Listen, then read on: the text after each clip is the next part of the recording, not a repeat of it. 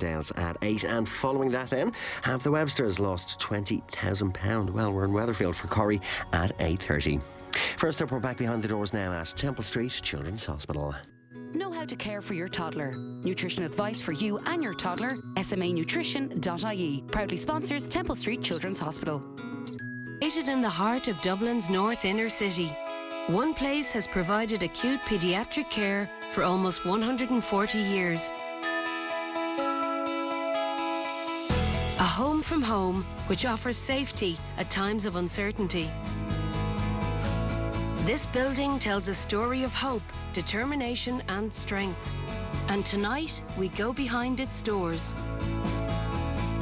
to share the stories from the theatres and wards, to meet the staff who dedicate their lives to the care of Ireland's children, and to follow the journey of families and their little patients who are in need of vital and life-saving treatment.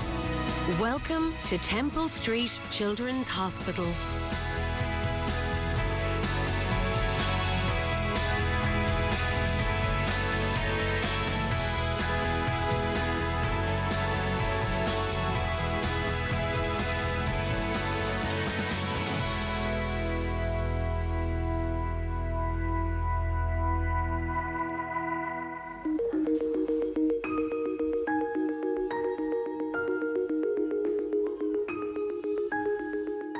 A new morning at Temple Street.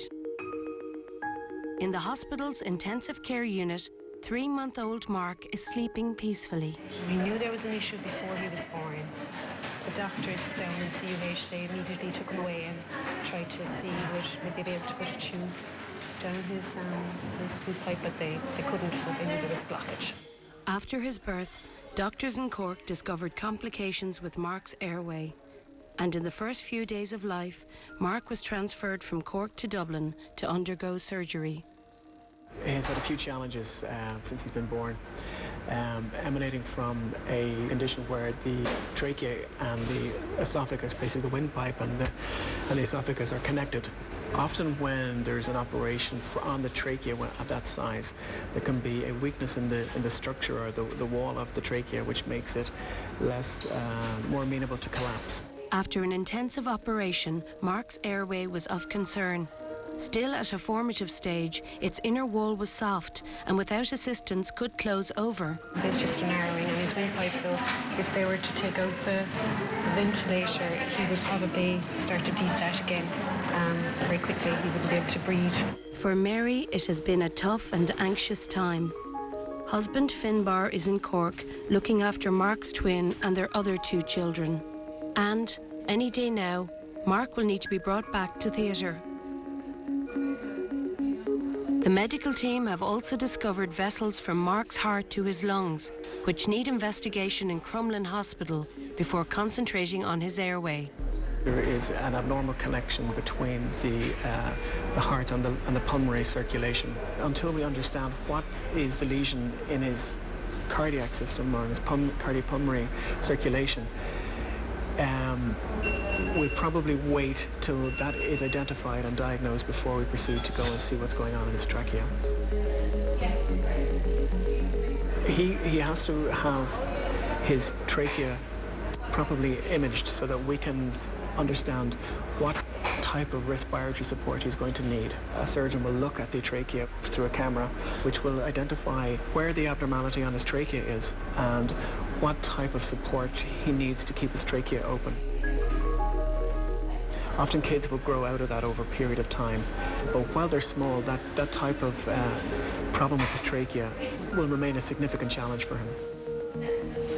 That's what you focus on really, is getting him better, and you kind of try to stay focused and try to stay positive, so that will relate to him and transfer the positive energy to him.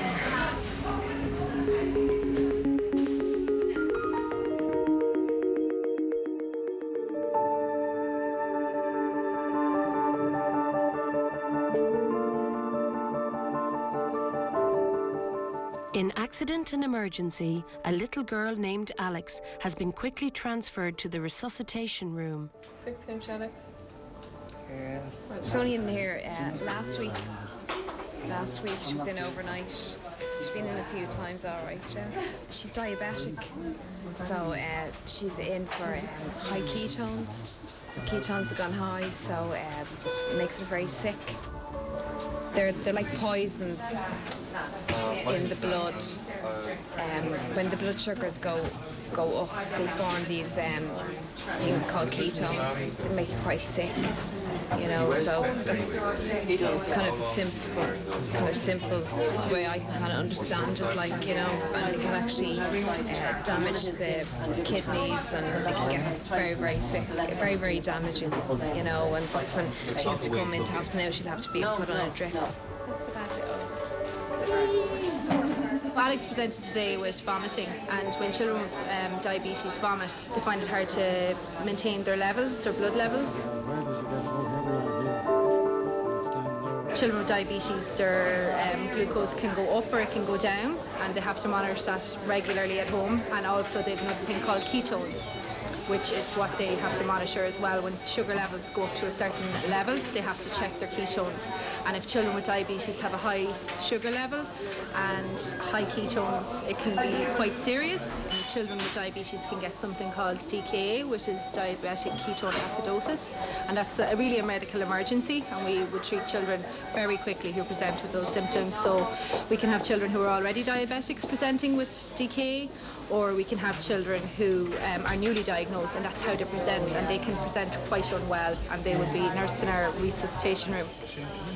There's a lot of intervention, so it can be very scary, for especially if it's a child who's just newly been diagnosed. It can be, and for the parents as well, it's quite intense, but the important thing is to stabilise the patient. So we brought her in and we got her bloods done, and we popped a little IV cannula in that we call Freddie. We just leave a little straw in their hand and we can access bloods, or we can give them fluids that they need if they're not able to tolerate it. So often they'll be vomiting, so we'd have to give them some fluids with sugars and salts in it at a particular level, depending on what their blood levels are telling us. She's diagnosed a year in February. A total change lifestyle. Like, she has to eat at certain times, she has to eat certain things, and she has to eat a certain amount of carbohydrates with each meal, with each snack. You know, she has to eat by the clock, and it's just a total lifestyle change. Like. It's Alex Goggins. Is your birthday the 3rd of April? Is it 2003? So that makes you what? Makes you 7, is it?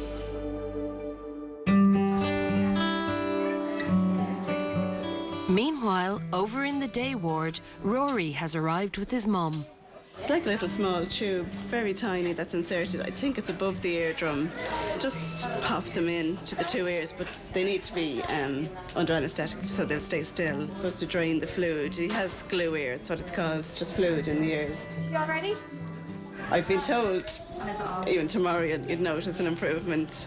I definitely, after I found out he'd failed the hearing test, I did start to kind of notice it more and became more aware of it, and definitely would be hiring up the telly to very loud. You know, you'd have to ask him quite a few times to do something, and I didn't really put that down to his hearing, but afterwards we started to kind of realise that maybe he wasn't hearing everything we were saying.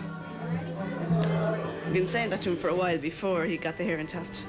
You know what, stop, like lower down that telly, that's way too loud, and not realising now that, you know, he actually couldn't hear it. I'm a bit nervous because none of my children have ever had any surgery, even though I know it's a very minor procedure. Do you know number 2? Consultant surgeon Miss Rowley will be in theatre with Rory today.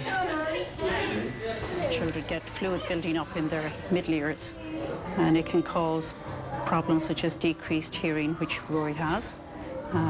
Some other children will have lots of ear infections, and some children will have a combination of the two, or some children may have speech problems. It depends on the age of the child, but in Rory's situation, she felt when she was calling him that he couldn't hear her. Some children will say what a lot. Some children will turn up the TV. Some children, the parents will feel that the child is ignoring them, which is very rarely the case. And some parents will describe that the child may have selective hearing. Sometimes, if the condition is there for long enough, a child may fall behind in their schooling. So teachers may notice it at school. Just going in here around the corner. Can you hear your teacher in school? What? Can you hear your teacher in school? Never.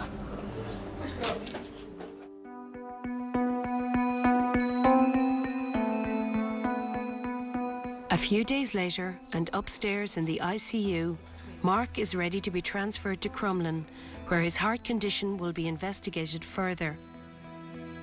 He has serious problems, but he's in a stable condition right now, and he's continuing to grow because we're able to feed him. He's getting all of his nutrition. He's in a good place, but the next step is a big step, and we have to collect all the information to be able to make a recommendation to his family. It's very important that we bring the parents along with us, and so that they understand what the complexities are. Hello, you going on a trip? He'll go hopefully to the cath lab, that he'll have a general anesthetic, and the cardiologist will image his vascular bed, or the vascular tree in his lungs, and also measure the pressures in his lung. Hopeful that they can close the vessel connected to his lungs, the surgical team would then be able to examine Mark's airway. The procedure can take anywhere from 2 to 4 hours. They can be quite complex. The second thing would be then is the trachea, and the trachea would be under general anesthetic. An ear, nose and throat surgeon will take a look into his trachea and will identify if it looks like an hourglass, for example, or if his trachea opens and closes with the respiratory cycle. We'll be very interested to see, does it completely close over when he breathes out, and what support in terms of ventilation he needs to get to keep it open. That will be a key piece of information to determine whether he comes off the respirator or is able to manage with just giving him supplemental oxygen therapy. Hopefully he'll come back. We're not sure what the plan is. When he gets to there, they'll review him and assess him, and he might be for surgery tomorrow. You have to be experienced in transferring him too. That tube is his airway.